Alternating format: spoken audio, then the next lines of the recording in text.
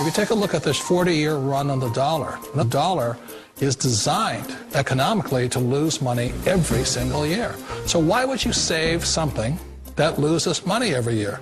And what this means for somebody on retirement plans is that after you retire, the value of your dollar goes down and your cost of living keeps going up. To my rich dad, that was bad advice and made no sense. Again, it was different value. An important diagram my rich dad showed me when I was a little boy was a diagram known as a cash flow quadrant. And the quadrant is made up of the 4 different people who make up the world of business. So my rich dad said, in the world of business, there's E's. And E's stand for employees. An employee, he says, you can always tell who they are by their core values. And what the employee, whether the president or the janitor of the company, will always say the same words. The words are, I'm looking for a safe, secure job with benefits. That's what makes them an employee, because their core values are security. The other one of the 4 is the S, or the small business owner or the self-employed. And again, their core values will cause them to use the same words, which are, if you want it done right, do it by yourself. S means they're also solo. They're generally one-person act, or they operate by themselves. On the right side of the quadrant are the B's. And what Rich Dad said the B stood for was big business, or like Bill Gates. Forbes defines big business as 500 employees or more. And their words are different. They say, I'm looking for a good system, a good network, and the smartest people I know to help run my business. So they're unlike the S. They don't want to run the company by themselves. They want smart people to run their companies for them. And then the 4th of the quadrant is the I, and I stands for investor. These are people who have money work hard for them. These people are people who have people work hard for them. And these are the people that work hard for the rich here. So early on in my life, it was my poor dad who always said to me, you know, Robert, go to school and so get a high-paying job. And so my poor dad's core value was to be an employee. He wanted job security, promotions, a steady paycheck, and all this. And so it was my rich dad who said to me, he says, you know, Robert, if you really want to be rich, learn to build businesses. It made more sense to him to work hard to build a business, something you owned and something you could pass on for generation to generation to your kids. Whereas my poor dad said work hard, but my rich dad said, why would you work hard for something you'll never own and you can get fired from right away? Again, that was the difference in values. So my rich dad suggested I learn how to be a business owner and learn how to be an investor. And that's one of the big differences. On this side of the quadrant, these people here work for security. They work for money also. On this side over here, their key value that they want is they want freedom.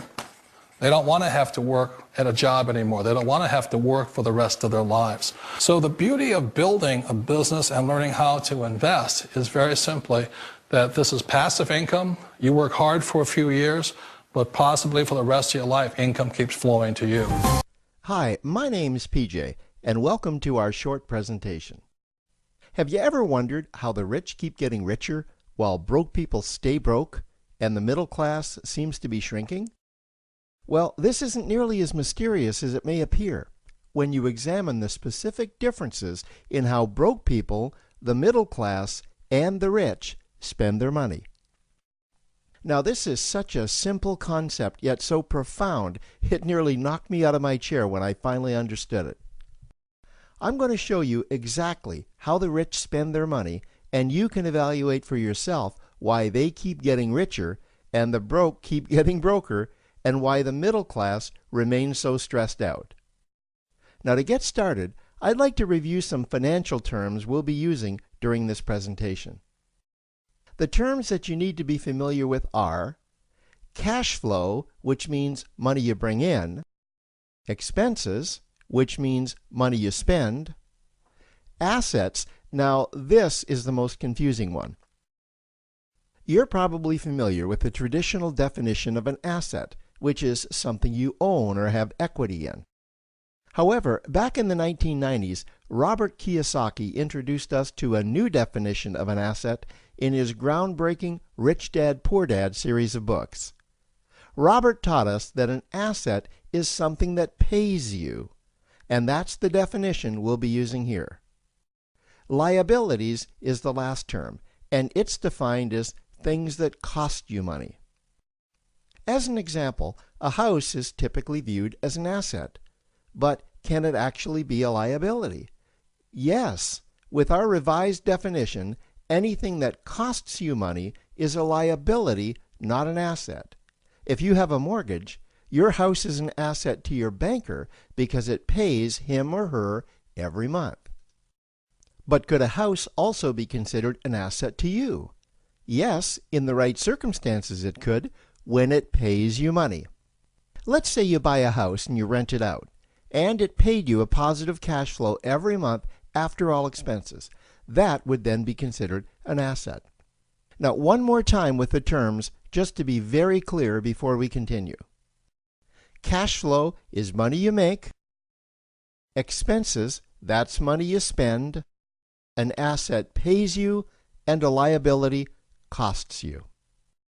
Now let's take a look at how broke people spend their money. Now, when I say broke people, I'm not referring to the destitute.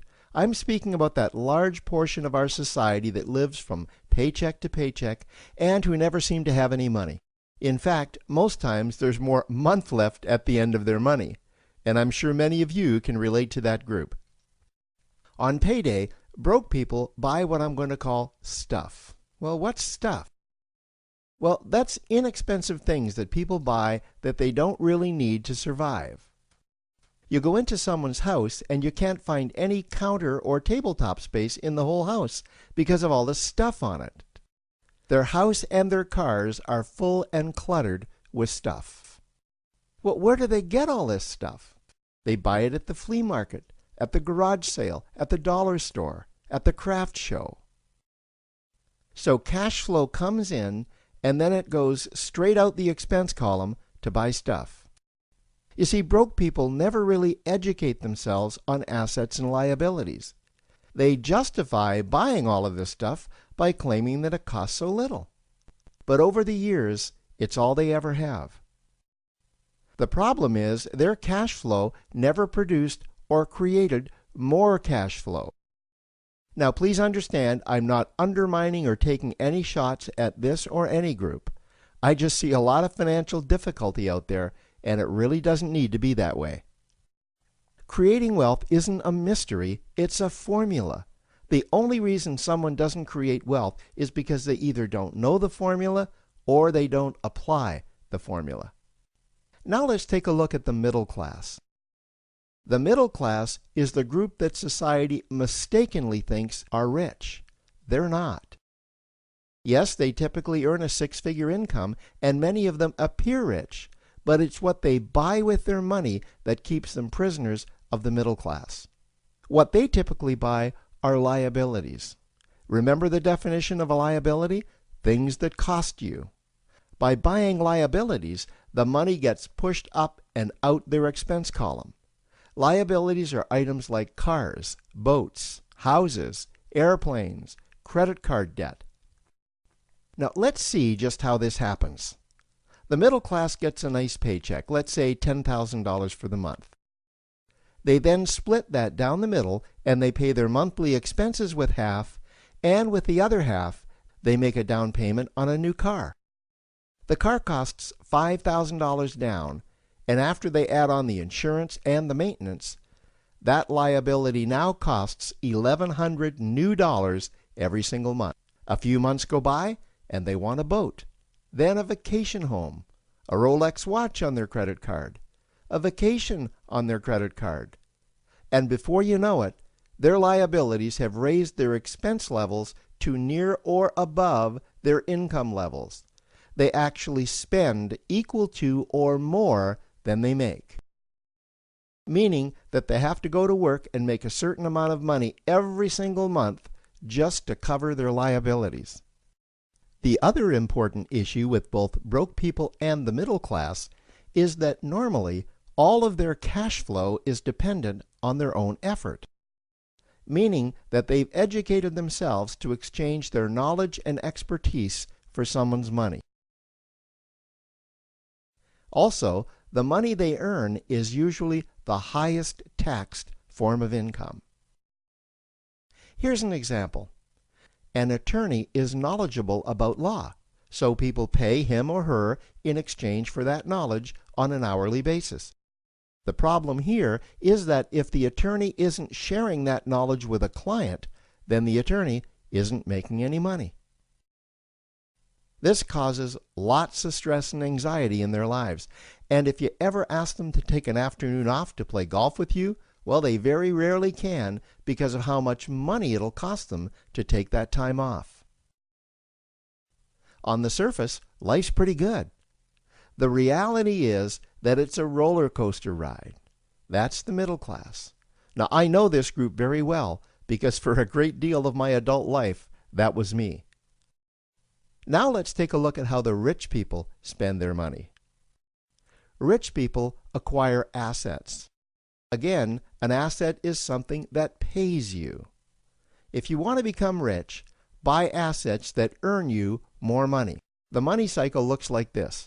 Acquire assets that produce cash flow, invest the profits to acquire more assets that produce more cash flow, invest those profits to acquire more assets that produce more cash flow. The rich spend their money and acquire things that produce more money. Here are a few examples of assets that produce more money. Investments are the obvious ones: stocks, bonds, real estate. Education is another asset. If you learn how to do something that produces more money for you and you actually do it, that's buying an asset. There's a great quote that goes, "If you think education is expensive, you should see how expensive stupidity is." Another example of assets you can acquire that pay you are cash-generating opportunities, especially those opportunities that can create a passive cash flow. Passive meaning that once you build it up, the money continues to flow whether you're still building it or not. Here's a small example. Let's suppose you bought a pinball machine and you put it in a barber shop, and you don't spend any of the profits. You save them until you can buy another pinball machine and put it in another barber shop. This, by the way, was Warren Buffett's first business. If you don't know who Warren Buffett is, he's one of the top 2 richest men in America. The rich are extremely eager to find those passive cash-generating opportunities because those opportunities continue to pay them month after month, year after year, long after they've stopped working the opportunity. You know, I see this happen again and again with successful entrepreneurs. They find a passive cash flow stream that they build up, and it continues to pay them month after month, year after year. They then take those profits and multiply them in another passive cash-generating opportunity, and then again in another. In conclusion, here's what I've learned over the years. You can't find these passive cash-generating opportunities unless you're open to hearing about them. Then, once you find them, you must be willing to see what fits you and then act. Now, the reason I say this is that I once answered a hokey little ad that I ended up generating 7 figures from, simply because I answered that ad and then took action. These opportunities are out there, you just need to find them. You also must be opportunistic enough that when the right situation does present itself, you don't miss it. So remember, broke people buy stuff, the middle class buy liabilities, and the rich acquire assets, preferably cash-generating opportunities that can create passive cash flow. They then take that cash flow and invest it in another asset that produces more cash flow. That's the wealth creation formula. Now, I trust you found this introductory information helpful. Now, to learn about one of the greatest cash-generating machines on the planet, click on the link below to proceed to step 2. All right, so you've made 61,000. Is that accurate, or have you made more? I'm actually curious. You made a little more. They were taken last few days ago. Last few days ago. So $61,469 that you've made. Congratulations, by the way. How's it feel to realize that you've made 60? You probably realize that. Yeah, but that's... Well, you're over 10,000 a month now, aren't you? Yeah. Okay. 10,000 last month, give her a hand. See, this